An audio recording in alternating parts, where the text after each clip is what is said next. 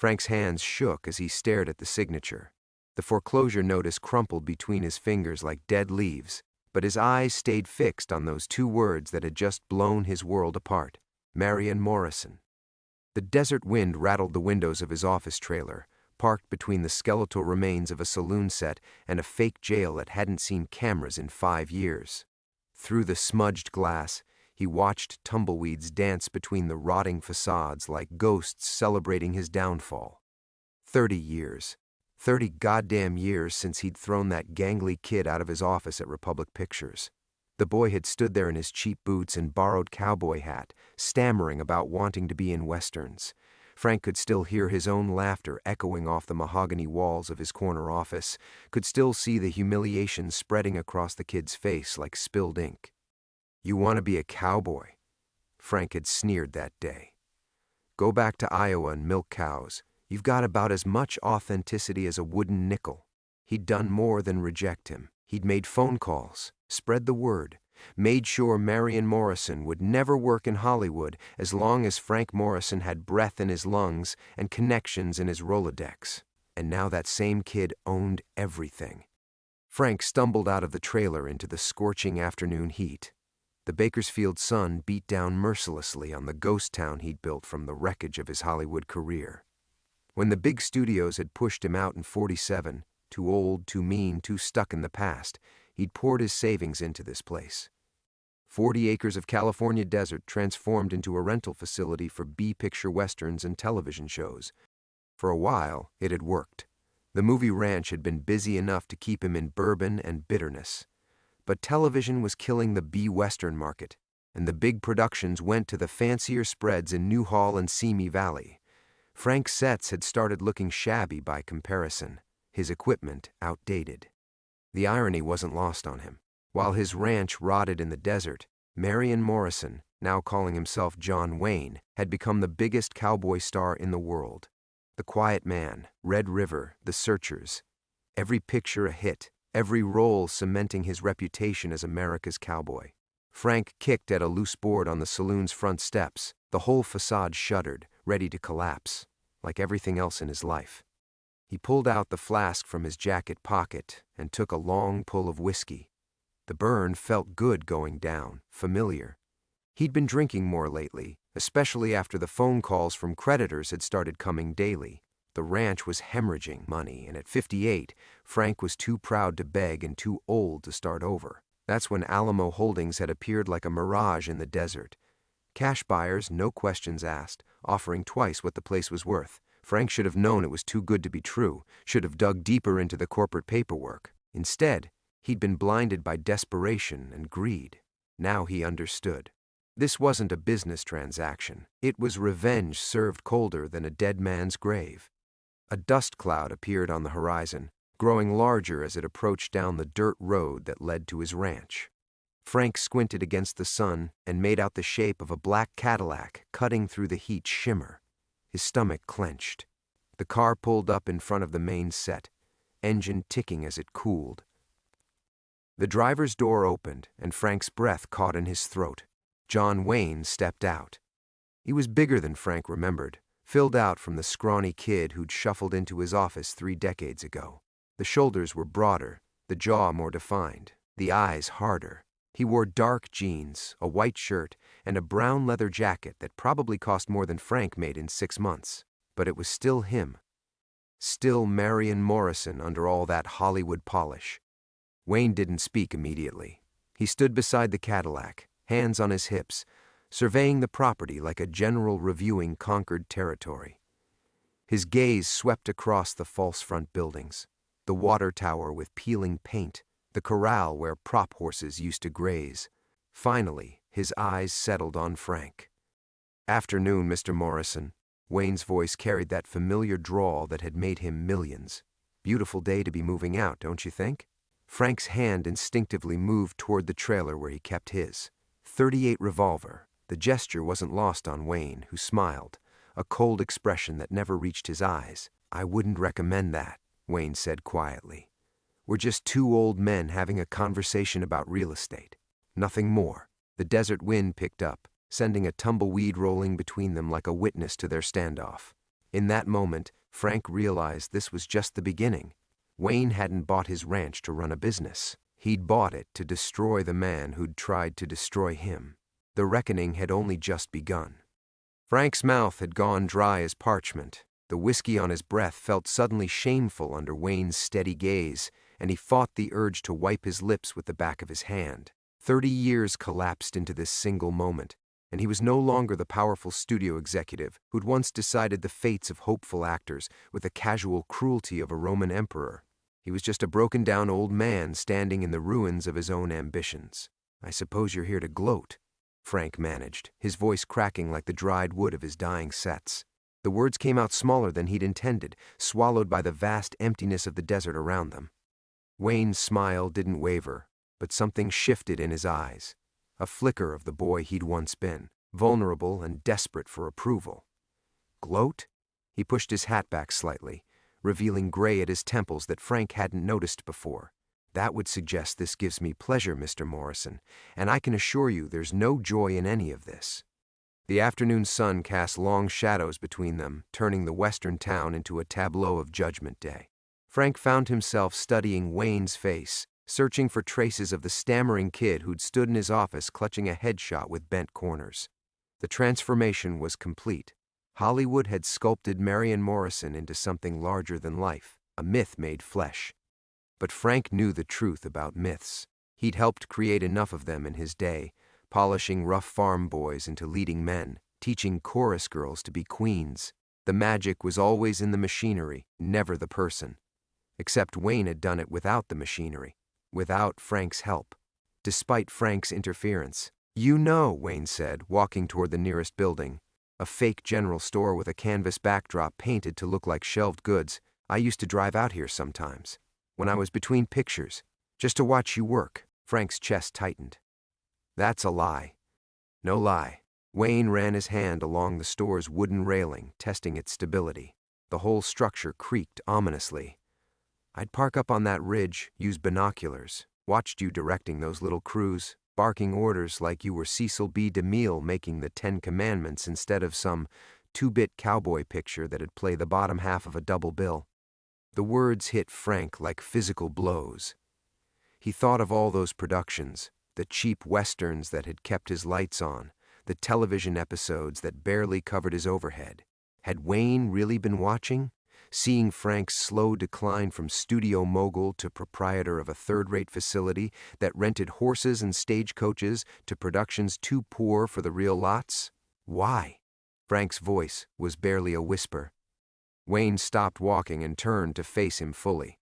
"Because I wanted to understand what made you so goddamn cruel.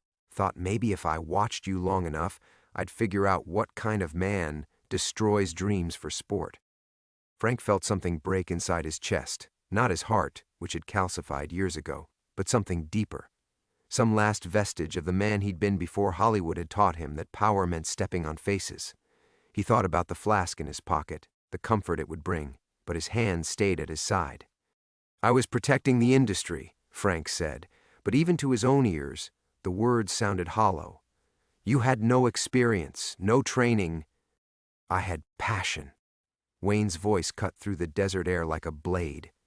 "I had hunger. I had everything those pretty boys from New York and Chicago didn't have. I understood what the West really was. But you couldn't see past your own prejudices." Frank opened his mouth to argue, then closed it. What defense could he offer? That he'd been drunk on power? That saying yes to unknown actors was harder than saying no? That by 1926 he'd already crushed so many dreams that one more hardly seemed to matter? The truth was uglier than any excuse. Frank had enjoyed it. The fear in their eyes when he leaned back in his leather chair and delivered his verdict. The way their faces crumpled when he explained with clinical precision why they'd never make it in pictures. The absolute power of being the man who decided who got to live their dreams and who went home to ordinary lives. "Dolores always said I was too hard on people," Frank heard himself saying. The name slipped out before he could stop it. His ex-wife, gone these 15 years. The only person who'd ever called him on his cruelty and made it stick. Wayne's expression softened almost imperceptibly. "She left you." "She died." Frank's throat constricted. "Cancer." But she'd already left, years before. said she couldn't watch me turn into someone she didn't recognize. The wind picked up again, rattling the loose boards and sending dust devils spinning between the buildings like restless spirits. In the distance, a hawk circled something dead in the scrub brush, patient and eternal. Frank realized with crystalline clarity that this was the end of everything. Not just the ranch, but the last connection to the man he'd once been, before Hollywood had taught him that other people's pain could be currency. Wayne's face remained impassive for a long moment, then he reached into his jacket pocket. Frank tensed, but Wayne only withdrew a manila envelope, weathered and yellowed with age. He held it between them like evidence at a trial. "You know what this is?" Wayne's voice had dropped to barely above a whisper, but it carried clearly in the desert silence. Frank stared at the envelope, dread pooling in his stomach like acid. Something about its careful preservation, the way Wayne held it with deliberate reverence, made his hands begin to shake again. "I've carried this for 30 years, Wayne continued, his thumb tracing the edge of the envelope. "Took it with me to every audition, every screen test, every meeting. A reminder of what you did to me in that office." "What I did?" Frank's voice cracked. "I gave you an honest assessment. Open it." The envelope landed in the dust between them with a soft thud. Frank stared down at it, his name written across the front in faded blue ink. Below it, a date that made his blood run cold, November 15th, 1926, the day after Wayne's audition. "I don't know what game you're playing," Frank said, but his voice lacked conviction. The date meant something. He could feel the memory scratching at the edges of his consciousness like a caged animal. "Open it," Wayne repeated, his tone carrying the authority of a man who'd commanded respect from directors and producers for 3 decades. "Or I'll read it for you." Frank's knees felt unsteady. He lowered himself to a crouch and picked up the envelope with trembling fingers. The paper felt fragile, ready to disintegrate at his touch. His name was written in his own handwriting, younger, more confident strokes from a man who'd believed his power was eternal. Inside was a single sheet of Republic Pictures letterhead, folded neatly. Frank unfolded it and felt the desert floor tilt beneath him. It was a letter he'd dictated to his secretary, Helen, the day after Wayne's disastrous audition. A letter he'd forgotten in the decades since, buried under thousands of other cruelties and humiliations he'd inflicted. "Read it," Wayne said, out loud. Frank's mouth moved soundlessly for a moment before the words came.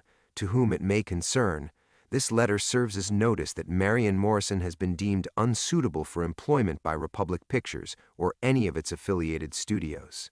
Mr. Morrison lacks the physical presence, vocal quality, and authentic Western bearing required for motion picture work. Furthermore, his persistence after rejection demonstrates poor judgment and unprofessional behavior. We strongly advise against casting Mr. Morrison in any capacity. Signed, Frank Morrison, Director of Talent Acquisition." The paper fluttered in Frank's hands like a dying bird. He remembered now, not just writing the letter, but the satisfaction he'd felt sealing it. He'd sent copies to every studio in Hollywood, every casting director he knew, a blacklist disguised as professional courtesy. "You mailed copies to 18 studios, Wayne said, his voice hollow. "Took me 15 years to find out why I couldn't get arrested in this town. Finally tracked down a secretary at MGM who remembered seeing it." Frank felt bile rising in his throat. "You were just one of hundreds." "I was 19 years old." Wayne's composure finally cracked, revealing the fury that had been simmering beneath the surface. "I had nothing. No connections, no money, no family in the business. That letter was a death sentence, and you knew it." The weight of 30 years crashed down on Frank like a collapsing set. How many nights had Wayne gone to bed hungry because of that letter? How many odd jobs had he worked? How many dreams had he buried before finally clawing his way back into an industry that had branded him unemployable? "The miracle isn't that I became John Wayne," Wayne continued, his voice steady again but carrying an edge sharp enough to cut bone. "The miracle is that I survived Frank Morrison." Frank tried to stand, but his legs wouldn't support him.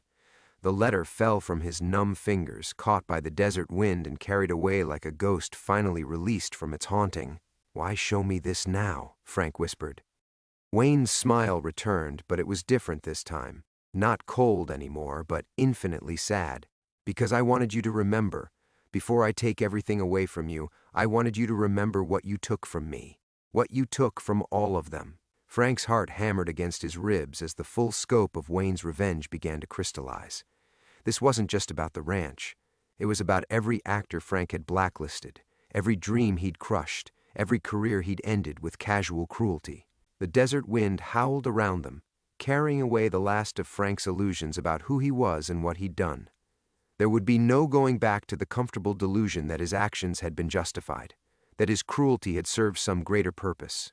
The letter was gone, but the truth it contained had taken root in the poisoned soil of his memory, and Frank knew it would grow there until it consumed everything he had left.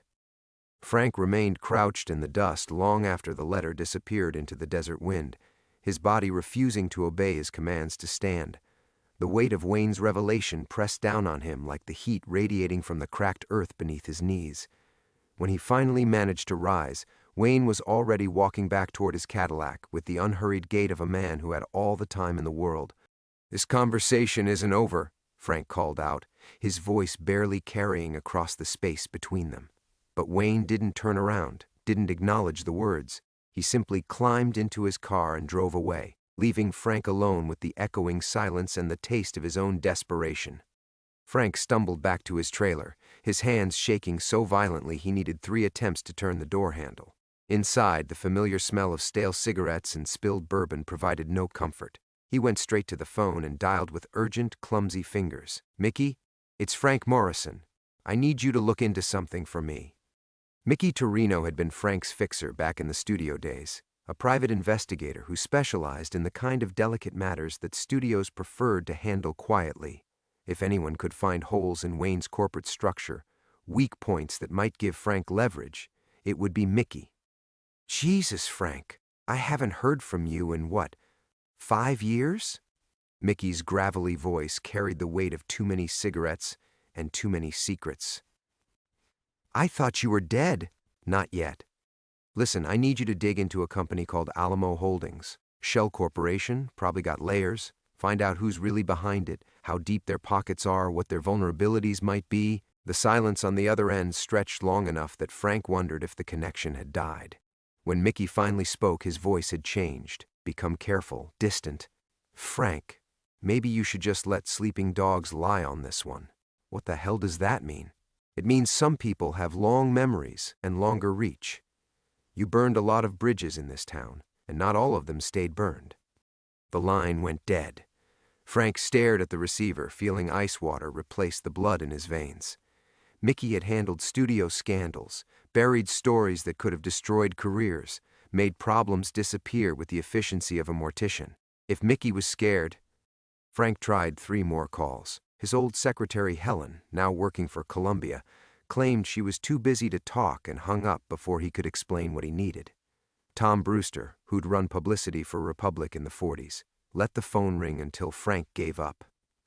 Jimmy Kowalski, a junior executive who'd owed Frank favors, answered but turned cold the moment Frank mentioned needing information about recent corporate acquisitions. "Sorry, Frank, but I can't help you with that," Jimmy said, and Frank could hear something in his voice, not just reluctance but fear. Some stones are better left unturned, you know. By evening, Frank had worked his way through every contact in his address book who might have access to corporate records or industry intelligence. The responses followed a pattern that made his skin crawl: initial surprise at hearing from him, then immediate withdrawal once he explained what he needed. It was as if Wayne's name carried some invisible warning, a signal that Frank Morrison was now radioactive. He sat in his trailer as darkness fell over the ranch, nursing a tumbler of bourbon and staring at the phone as if it might ring with salvation. The generator hummed outside, providing the only electrical power to his small corner of the vast property. Beyond its reach, the western sets disappeared into shadow, becoming silhouettes of dreams that had never quite materialized. The sound of approaching vehicles made him look up from his drink. 3 sets of headlights cut through the darkness, moving slowly down the dirt road toward his trailer. Frank's stomach clenched as he recognized the purposeful way they traveled. Not casual visitors, but men with business to conduct. The vehicle stopped just outside the pool of light from his generator. Frank heard car doors slamming, footsteps on gravel, low voices conferring. He reached for the .38 in his desk drawer, then stopped. If Wayne had sent men to kill him, they wouldn't have announced themselves with headlights. A knock came at his trailer door. 3 measured raps that somehow managed to sound both polite and ominous. "Mr. Morrison." The voice was unfamiliar, professional. "We need to speak with you about your situation here." Frank's hand hovered over the gun. Everything about this felt wrong. The timing, the formal tone, the way his old contacts had suddenly developed amnesia. Wayne wasn't just destroying his present, he was systematically erasing Frank's past, cutting off every avenue of escape or resistance. The knock came again, more insistent. "We're not going away, Mr. Morrison. You can make this easy or difficult, but either way, we're having this conversation tonight." Frank closed his eyes and tasted the bitter truth. He was completely alone, with nowhere to run and no one willing to help him fight. Wayne's revenge was more thorough than he'd imagined. Frank opened the trailer door to find 3 men in dark suits standing in the amber glow of his generator light. The one who'd spoken was tall and lean with silver hair combed straight back, carrying a leather briefcase that looked expensive enough to feed Frank for a month. Behind him stood 2 younger men with the kind of build that suggested they weren't there for conversation. "Mr. Morrison, my name is Charles Whitfield. I represent certain interests regarding this property." The man's voice carried the polished authority of someone accustomed to being obeyed. "May we come in?" Frank stepped aside without speaking, his throat too constricted to form words. The 3 men filed into his trailer, somehow managing to make the cramped space feel even smaller. Whitfield settled into Frank's chair like he owned it, while his companions positioned themselves near the door.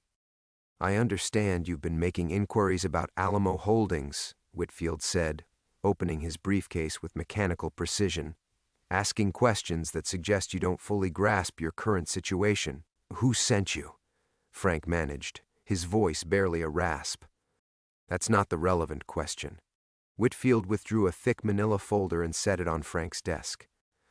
"The relevant question is whether you understand what happens to people who refuse to cooperate with certain arrangements." Frank stared at the folder, knowing with sickening certainty that whatever was inside would make his situation worse.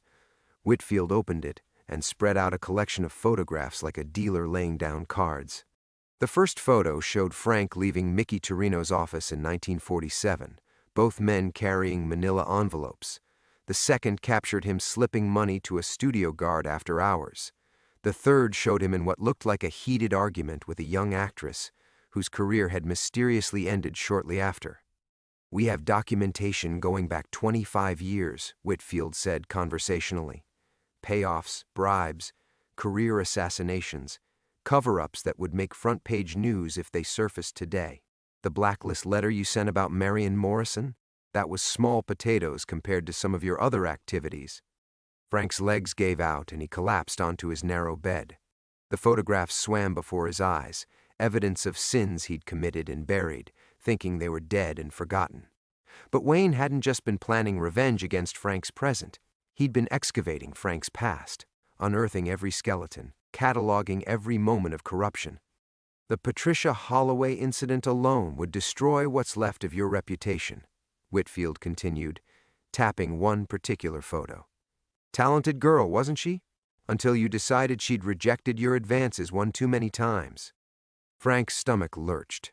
Patricia Holloway, a 22-year-old hopeful who'd caught his attention in 1951.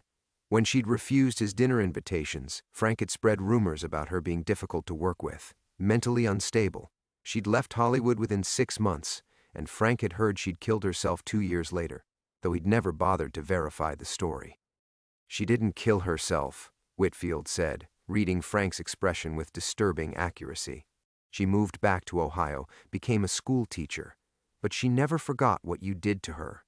When Mr. Wayne's people reached out, she was very cooperative. The trailer walls seemed to be closing in." Frank reached for his bourbon with trembling hands, but Whitfield's voice stopped him.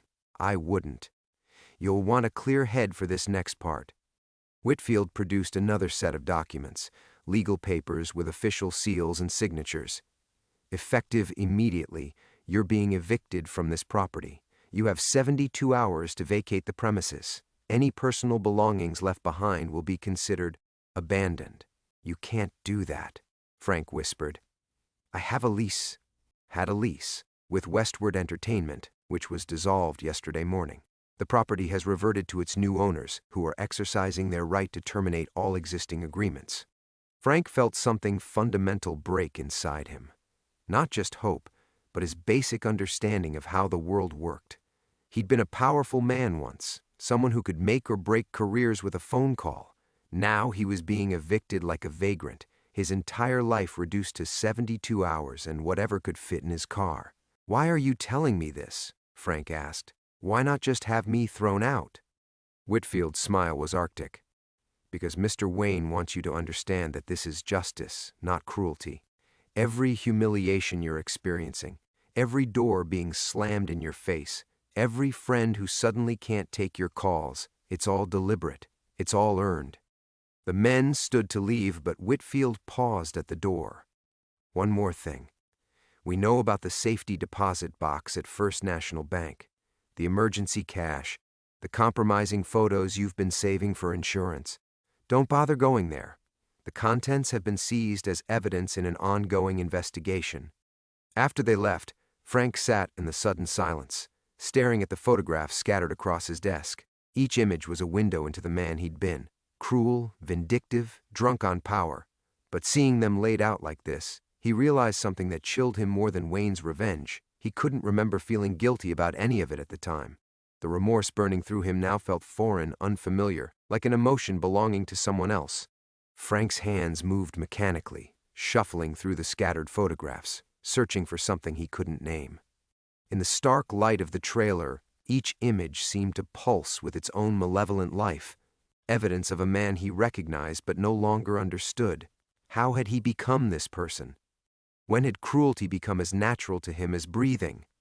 He picked up the photo of Patricia Holloway, studying the young woman's hopeful face frozen in black and white. She was leaving a casting office, clutching her headshots, her expression bright with the kind of optimism that Hollywood devoured like a cancer. Frank remembered the day this was taken, remembered following her, documenting her movements, building his case for destroying her simply because she'd said no to dinner. But as he stared at the image, something else surfaced from the depths of his memory, a sound, high-pitched laughter that cut through the years like a rusty blade. Look at him, Velma. Look at our little Frankie trying to be important. Frank's hand jerked, sending the photograph fluttering to the floor. That voice, his mother's voice, drunk and vicious after another failed audition. The memory hit him like a physical blow, dragging him back to a cramped apartment above a delicatessen in Chicago, 1912. He was 8 years old, watching his father practice his vaudeville routine in their living room, while his mother sat in the corner, nursing a bottle of gin and a grudge that seemed to grow larger every day. You're fooling yourself, Harold, she'd hissed. You're not an entertainer, you're a joke, and every booker in this city knows it. Frank pressed his palms against his temples, trying to stop the flood of memories, but they came anyway. His father, Harold Morrison, bent over rejection letters at the kitchen table. His father counting pennies to afford new sheet music. His father coming home night after night with stories of auditions that went nowhere, promises that dissolve like smoke. And always his mother's laughter. Cruel, cutting, designed to strip away whatever dignity Harold had left. Why don't you just give up? Save us all the embarrassment? Frank lurched to his feet, the trailer spinning around him. He understood now why the photographs felt so familiar, why each cruel act seemed choreographed by some invisible director. He wasn't looking at evidence of Frank Morrison's sins. He was looking at his mother's playbook, executed with precision that would have made her proud. The realization struck him with the force of a physical blow. Every career he'd destroyed had been his father's career. Every hopeful actor he'd humiliated had been Harold Morrison, standing in that Chicago living room, practicing his soft shoe routine while his wife sharpened her tongue for another attack. Oh God, Frank whispered, his voice breaking. I became her. He saw it all now with crystalline clarity. The day he'd first felt real power at Republic Pictures, the intoxicating rush of watching a young actor's face crumble under his rejection. How natural it had felt to twist the knife, to add insults to injury, to watch hope die in another man's eyes. He'd told himself he was just being honest, just maintaining standards. But the truth was simpler and more devastating. He'd been his mother, and every actor who'd walked through his office had been his father. The Patricia Holloway incident wasn't about a woman rejecting his advances. It was about seeing his father's desperate optimism in her face and needing to kill it before it reminded him of what he'd come from. Every blacklist letter, every career assassination, every calculated cruelty had been an attempt to murder the memory of Harold Morrison practicing his dance steps in a shabby apartment while his family watched with contempt. Frank stumbled to his desk drawer and pulled out a faded photograph he'd kept hidden for 30 years, his parents' wedding picture, taken in 1903. Harold looked impossibly young, his eyes bright with dreams that hadn't been crushed yet. Velma stood beside him, already showing signs of the bitterness that would consume their marriage. At the bottom, in Harold's careful handwriting, the beginning of our grand adventure. Frank had mocked his father's optimism, just as his mother had, but sitting in his trailer, surrounded by evidence of his own systematic cruelty, he finally understood what his father had been trying to achieve. Harold Morrison had believed that somewhere in the world was an audience that would appreciate his small talents, a place where dreams could survive contact with reality. Frank had spent 30 years proving his father wrong, destroying every dreamer who reminded him of Harold's foolish hope. And in doing so, he'd become the very thing that had killed his father's spirit, a person who found pleasure in crushing other people's aspirations. The trailer felt like a confessional now, heavy with the weight of recognition. Wayne's revenge wasn't just about one blacklisted actor. It was about every dream Frank had murdered in service of his own buried shame. Every time he'd laughed at an audition gone wrong, every time he'd written a letter designed to destroy a career, he'd been channeling his mother's venom, trying to prove that his father had been right to give up. But Harold Morrison had never given up. He'd died practicing. Frank placed the wedding photograph on his desk with trembling fingers, Harold's faded handwriting blurring through his tears. The silence of the trailer pressed against him like a living thing, broken only by the distant hum of the generator and the whisper of desert wind through the abandoned sets outside. He needed air, real air, not the stale atmosphere of his confession box. Frank stepped outside into the cool night, his feet carrying him without conscious direction through the maze of western facades. The moon cast everything in silver relief. The saloon fronts, the general store, the church with its crooked steeple. Props from 100 forgotten films, now serving as tombstones for dreams that had never quite taken flight. His footsteps echoed off the false fronts as he walked deeper into the ranch, past the remnants of chase scenes and shootouts, love stories and last stands. Somewhere in this manufactured wilderness, John Wayne, Marion Morrison, had probably stood as a young man, learning his craft, building the legend that would eclipse every other Western star in Hollywood history. Frank stopped at the entrance to what had once been the town square set, where a wooden platform served as a makeshift stage for outdoor scenes. In the moonlight, it looked less like a movie prop and more like the vaudeville stages his father had dreamed of conquering. Harold Morrison had never made it this far west, never saw the desert that stretched endlessly beyond the mountains. He died in that Chicago apartment, still practicing his routine, still believing that tomorrow might bring the break he'd been waiting for. "I'm sorry, Pop," Frank whispered to the empty air. The words felt strange in his mouth, rusty from disuse. When was the last time he'd apologized to anyone? When had he last allowed himself to feel genuine remorse instead of the calculated regret that came with being caught? A sound made him turn, the crunch of gravel under boots. Frank's heart hammered as a figure emerged from the shadows between two buildings, tall and familiar even in silhouette. For a moment he thought it might be Wayne himself, come to witness Frank's final humiliation. But as the man stepped into the moonlight, Frank saw it was someone else entirely. "Hello, Frank." The voice belonged to Eddie Torino, Mickey's younger brother. Frank remembered him as a runner in the old days, carrying messages between studios and handling the kind of business that couldn't be conducted over telephone lines. Eddie looked older now, gray threading his dark hair, but his eyes held the same calculating intelligence that had made him valuable to men who dealt in secrets. Eddie Frank's voice cracked like an adolescent's. "I tried calling Mickey." "Mickey's dead." Eddie's words cut through the night air with surgical precision. "Heart attack. 3 days ago. Happened right after you called him.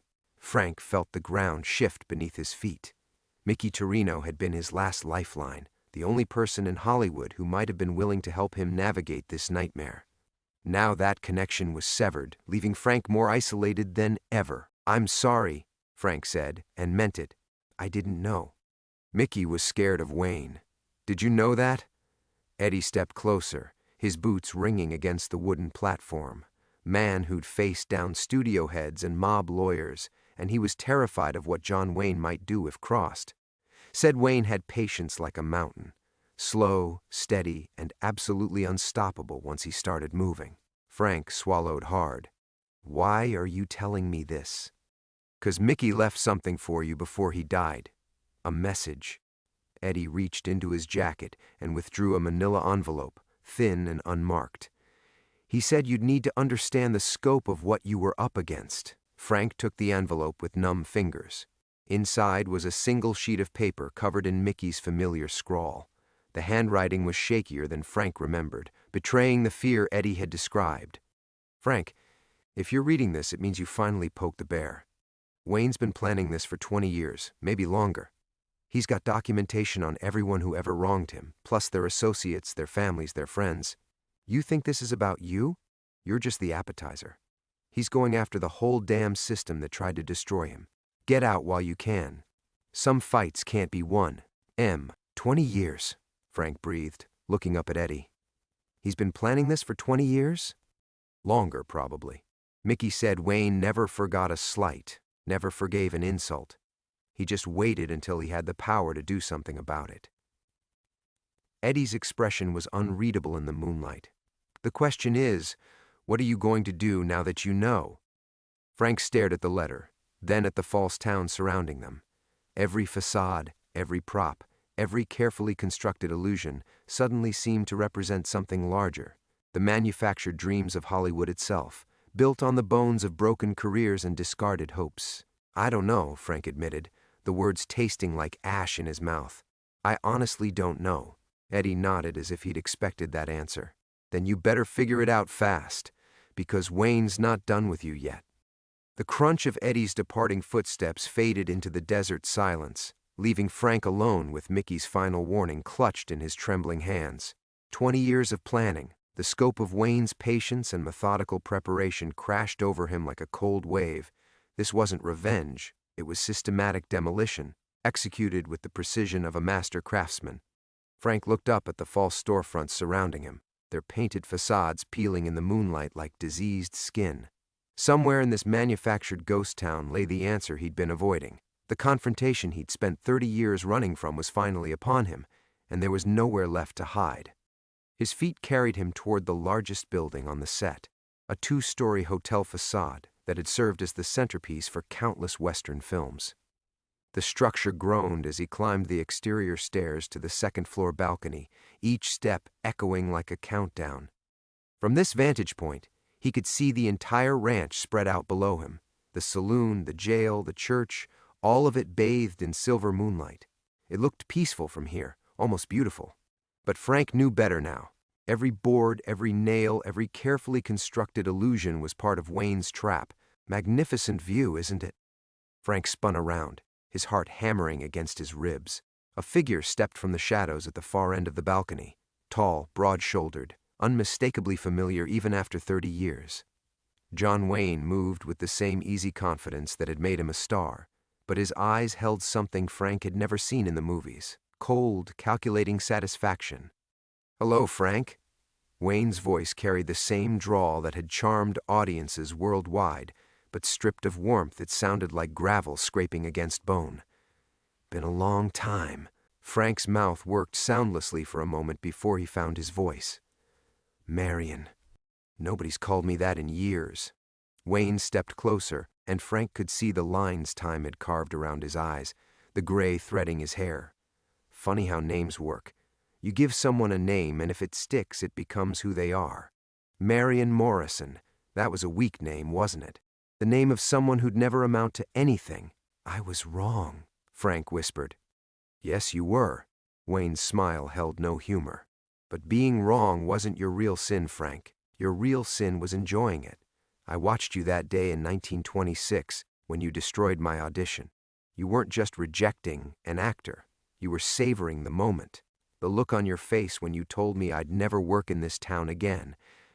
That was pure pleasure. Frank remembered that day with sickening clarity.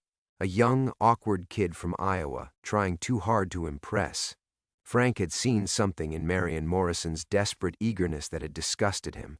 The same pathetic hope he'd watched his father cling to night after night. "I saw my father in you," Frank said, the words torn from somewhere deep inside him. "Every time you stumbled over your lines, every time you tried to make that costume fit, you were him." Harold Morrison, practicing his vaudeville routine in our living room while my mother laughed at him. Wayne's expression shifted almost imperceptibly. "Your father was an actor?" "Vaudeville. Small time, small talent, big dreams." Frank's voice cracked. "My mother destroyed him piece by piece, the way I destroyed you, the way I destroyed everyone who reminded me of what I came from." For a long moment, the two men stood in silence on the balcony, 30 years of accumulated pain and anger hanging between them like smoke. Frank could hear the wind moving through the empty buildings below, a sound like ghosts whispering secrets to the dead. "You want to know something, Frank?" Wayne's voice had lost some of its edge. "That day you blacklisted me. You did me the biggest favor of my life. I was trying to be someone else's version of a cowboy, copying what I thought Hollywood wanted. You forced me to go away and figure out who I really was." Frank looked up, startled by the unexpected note of reflection in Wayne's tone. "I spent 2 years working real ranches, learning to ride, learning to shoot, learning to move like a man who belonged in the saddle.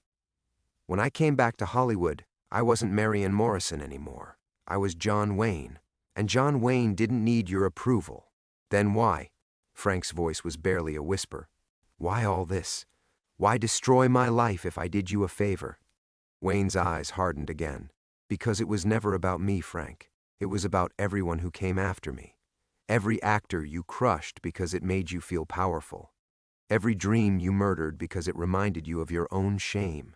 Frank felt something fundamental break inside his chest. Not his heart, but something deeper. The last wall between who he'd been and who he'd become crumbled away, leaving him exposed and defenseless. "I became her," he said, his voice thick with tears. "I became my mother." Wayne nodded slowly. "Yes," he said quietly. "You did." Wayne moved to the balcony railing, his hands resting on the weathered wood. "My daddy died when I was 13, he said, his voice softer now. "Lung fever took him fast. But before he went, he told me something I never forgot. Duke. He said, that's what he called me. Duke, every man carries his father's dreams and his mother's fears. The trick is knowing which one to feed." Frank joined him at the railing, keeping a careful distance. "I fed the wrong one, for 30 years. They stood in silence, 2 old men on a movie set balcony, surrounded by the ghosts of 1,000 manufactured stories. Frank thought of all the scripts that had played out in this artificial town tales of redemption and revenge, of heroes and villains finding their true natures in moments of crisis. But none of those stories felt as real as this one. "What happens now?" Frank asked. Wayne pulled out a manila folder from inside his jacket. "Now you decide who you want to be for whatever time you have left." Frank opened the folder with trembling fingers. Inside were legal documents, transfer papers, contracts, deeds, all of it returning ownership of the ranch to Frank, free and clear. No liens, no debts, no conditions. "I don't understand." "Revenge is a young man's game, Frank. I started this when I still had the fire for it. But standing here now, looking at what you've become." Wayne shook his head. "Destroying you won't bring back the careers you ruined. Won't heal the damage you did. All it would do is make me more like the man you used to be." Frank stared at the papers, unable to comprehend what he was seeing. "You're giving it back? I'm giving you a choice. You can sell this place, take the money, and disappear. Buy yourself a quiet retirement somewhere nobody knows the name Frank Morrison." Wayne paused. "Or you can stay. Try to build something decent on the bones of what you destroyed. Why?" Wayne was quiet for a long moment, his eyes fixed on the horizon where the first pale hint of dawn was beginning to show. "Because 30 years ago you saw your father in me and tried to kill him. Tonight, I see my father in you, and he wouldn't want me to finish what your mother started." Frank felt tears tracking down his cheeks, hot against the cool desert air. When was the last time he'd cried? When had he last felt anything beyond the gnawing emptiness that had consumed him for so long? "I wouldn't know how," he whispered, "how to build something decent. I've forgotten how to be anything but cruel." "Then learn." Wayne's voice carried the same authority that had commanded movie screens for decades. "Find someone who still remembers how to dream and help them instead of hurting them. It won't undo what you did, but it might be a start." Wayne turned to leave, then paused. "There's one more thing in that folder. A letter from your father. Mickey Torino's boys found it in your mother's effects after she died." "She kept it from you." Frank's hands shook as he found the envelope, yellowed with age, addressed in Harold Morrison's careful script from my son Francis, when he's old enough to understand. "Read it when you're ready," Wayne said, "when you can hear his voice instead of hers." The sound of Wayne's boots on the wooden stairs echoed through the false town, growing fainter until it was swallowed by the desert wind. Frank remained on the balcony, clutching the letter from a father he'd never really known, watching the sun creep over the mountains and paint the abandoned sets in shades of gold. For the first time in 30 years, the morning felt like a beginning instead of an ending. 3 months later, Frank Morrison stood in the same spot, watching a young actress from Fresno practice her lines on the platform below. She was raw, unpolished, probably headed for heartbreak. But there was something in her face, a determined hope that reminded him of his father practicing in that Chicago apartment. This time, Frank found himself wanting to help her succeed. The letter from Harold Morrison, read and reread until he'd memorized every word, rested in his shirt pocket. It spoke of love, of faith in dreams, of the importance of lifting others up instead of tearing them down.